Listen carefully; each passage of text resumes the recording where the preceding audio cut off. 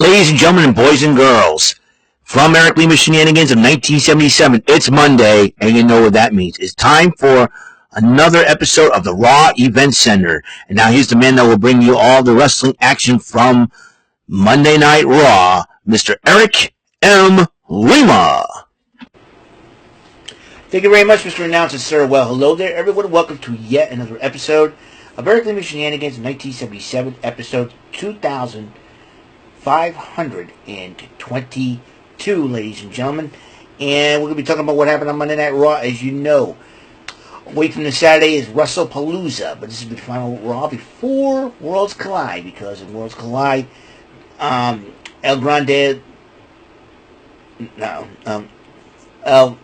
Hijo del Vikingo will be defending the AAA Vegas Championship against the Intercontinental Champion Dominic Mysterio. He addressed himself during an interview with Vic Joseph, and we're going to talk about what happened on Monday Night Raw in Milwaukee, Wisconsin. Let's from Milwaukee, the home of Happy Days and Schwartz Brewery and all that good stuff, and the Brewers and the Bucks in the NBA.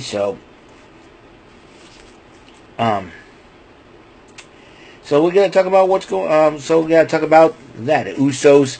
In fact, Becky Lynch and Seth Rollins arrived at Monday Night Raw. You noticed that Becky Lynch was wearing shades and telling the camera to get out of her face. Something was up there.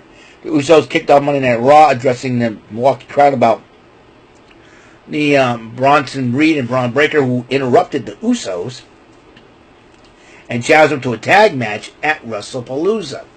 So the LA Knight blindsides both the Bronze, and the Usos go after the Bronze, and then the Knights and then afterwards, LA Knight and Jey Uso are arguing while Jimmy Uso was trying to diffuse the situation, trying to stop the argument and all that. And then Knight argues with Adam Pearce, and Byron Saxton interviews him. Give me either Braun Breaker, Bronson Reed, Charles Bronson, LeBron James. Just give me somebody. So he wants a match, and Adam Pearce says, we'll get it done. Meanwhile, first matchup of the night, AJ Styles, who voices frustrations with the Monday Night Raw officials before his matchup against El Grande Americano. And during that matchup, another masked El Grande Americano got involved during the matchup, but then Dragon Lee came out to help him, AJ Styles even things, and El Grande Americano was distracted, and AJ Styles ends up winning the match. Like I said before, I'm going to get a little bit of a theory on this El Grande Americano. We all know the original El Grande Americano, Chad Gable, was hurt, and the reason why it was a mask because he claims that the mask he was given was supposed to give him special powers, and that's why But here's the deal. We all know the current El Grande Americano, who is the WWE Speed Champion, mind you. He may have to defend that title. Is Ludwig Kaiser. Now, we have two more El Grande Americanos, well, one of them showed up tonight. My guess is that's got to be one of the members of New Catch Republic. Or there's two of them, both members of New Catch Republic, Tyler Bate and Pete Dunne. We have not seen them on TV for a while. I am thinking that one of these days, once the masks come off of Kaiser, Bate, and Dunne, you're going to see a new and improved Imperium. Now, here's the interesting part. Chad Gable may have recruited these El Grande Americanos, and since they failed to do their job, let's just say this, they're doing Chad Gable's bidding. If they fail to do their jobs in getting rid of WWE of luchadors, I think what's going to happen is Kaiser and the New Catch Republic will feud with American Made once the masks come off. That is my opinion. I think it's going to happen, and it could be very very possible. So I'm hoping that will be the case, but we'll see what happens. So AJ Styles picks up the victory. And Io Sky was talking to Adam Pearce to find out that the contract signing's been canceled because Stephanie McCare was unable to get to the venue. I don't know what happened. I don't know if it was a traffic or a plane issue or what.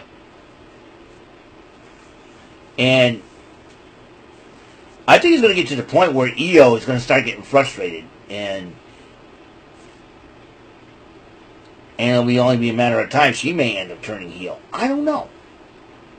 Nikki Bella wanted to talk to Io, and then and Asuka.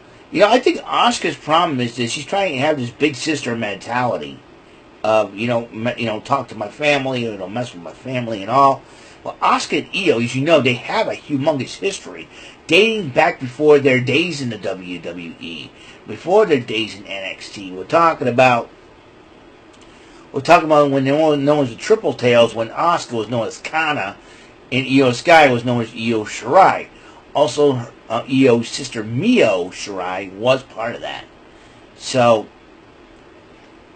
if anybody knows Io and Asuka very well, it will be both Asuka and Io, But it seems to me that poor Kairi Sane is in the middle of it, the whole thing. When Kairi Sane will try to explain herself, Kairi! So, then Lyra Valkyria and Raquel Rodriguez went one-on-one. Roxanne Perez got involved during that matchup, and Raquel Rodriguez ended up picking up the victory.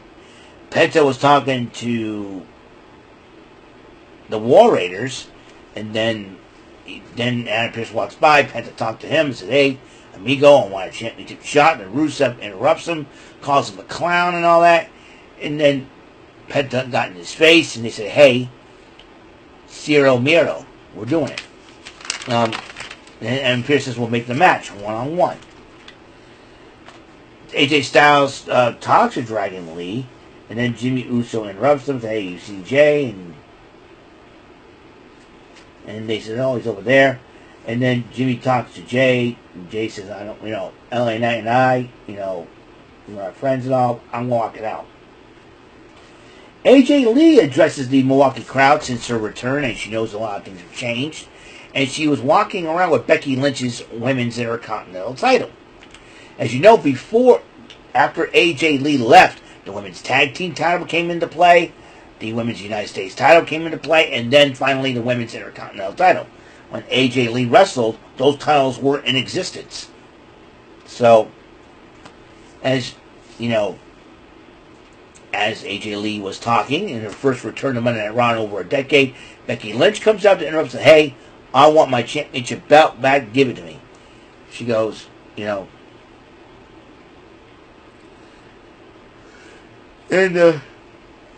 AJ Lee kind of, said, "You want it? Come get it." So Becky Lynch couldn't get it, and we found out that Becky Lynch's black eye was one of the punches thrown by AJ Lee this past Friday night on SmackDown. Interesting. And then Seth Rollins comes out next to his wife and steps into the ring, but AJ Lee kept blocking him. But AJ Lee says, "I'll give you your belt back if you accept our challenge, a mixed tag match, me and CM Punk," that's what AJ Lee said, "against you two." And they were like, no, you'll get in the ring, or you'll get in the ring and get your title. So Seth Rollins decided to get in the ring on behalf of his wife, and then AJ Lee blocks him, and AJ Lee got in his face, and Seth Rollins berates AJ Lee, but then CM Punk attacks, almost hits Rollins with the go to sleep, and then finally Rollins and Lynch accept the matchup. So, and AJ Lee gave him back the belt.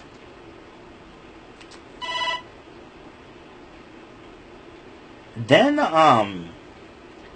Bayley was addressing Lyra Valkyria, and she's battling her own conscience. She's battling her ding-dong hello self when she was part of Damage Control and lined herself with Sasha Banks. And then you got the Angel side, it's like the original Bayley. So how is Bayley going to go about this? Is she going to make amends with Lyra Valkyria or go at it one-on-one?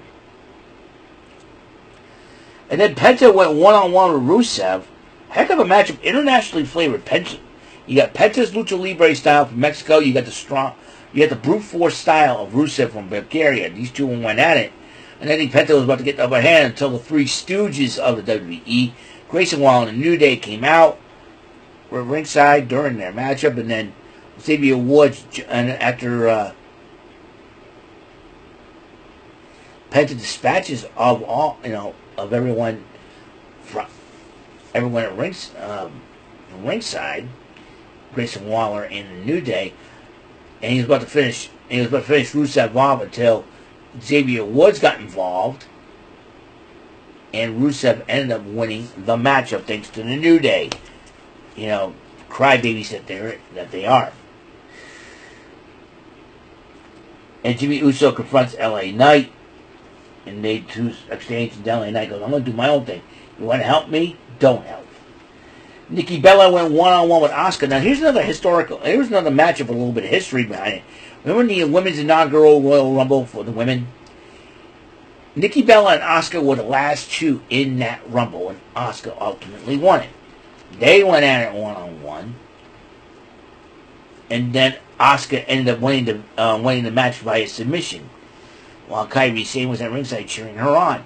The Judgment Day would talk about celebrating another victory, and then Dominic Mysterio comes out, and he was really excited, and they confront him. So where were you? He said, they don't trust Grande Americano, and all that good stuff. He says, I need his help to help me get the Megas Championship and all that. So Dirty Dom.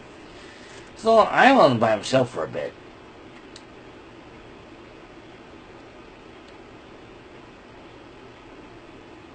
And Nikki Bella confronted Asuka after that match of Asuka. The two of them start arguing until Rhea Ripley steps up because you got a problem here. We got two problems. And Kairi was about to say something. Kairi, let's go. Then the main event, LA Knight, versus Bronson Reed, and Braun Breaker gets involved during the matchup.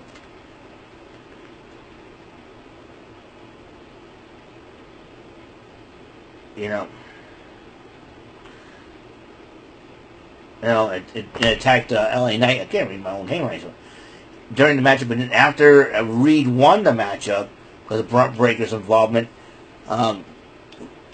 Braun Breaker attacked Knight after the matchup. Jimmy Uso gets involved and starts cleaning house, and then Jey Uso gets involved. And then Uso's about to get splashed. Knight chases him off with a chair. And Knight helps up Jimmy Uso first, and they hug, and then Jey Uso gets up and super kicks Braun Breaker. And that's it. And